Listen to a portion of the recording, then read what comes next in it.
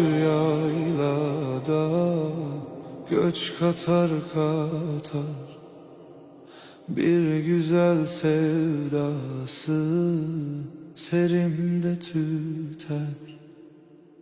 Bu ayrılık bana ölümden beter. Geçti dost kervanı, eyleme beni, eyleme beni. Geçti dost kervanı, eyleme beni, eyleme beni.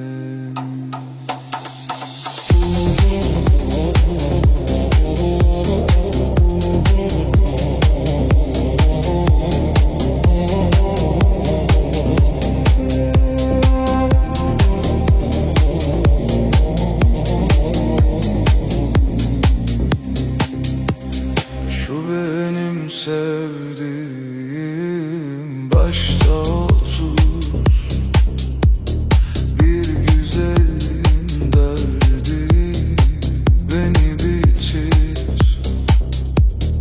Bu ayrılık bize zulüm getirir. Geçti dost kervan, eyleme beni, eyleme beni.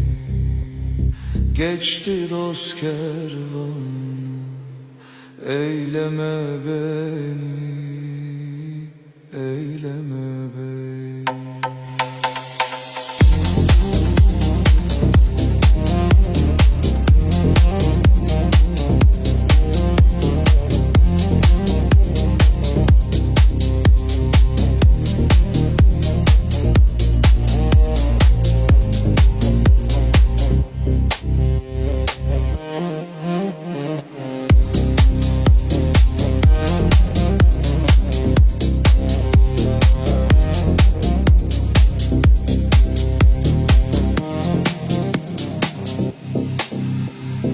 Pir Sultan Abdalım, kalkın aşalım, aşıp yüce dağı engin düşelim. Çok nimetin yedik, helallaşalım. Geçti dost kervanı, eyleme beni, eyleme beni. Geçti dost kervanı, eyleme beni, eyleme.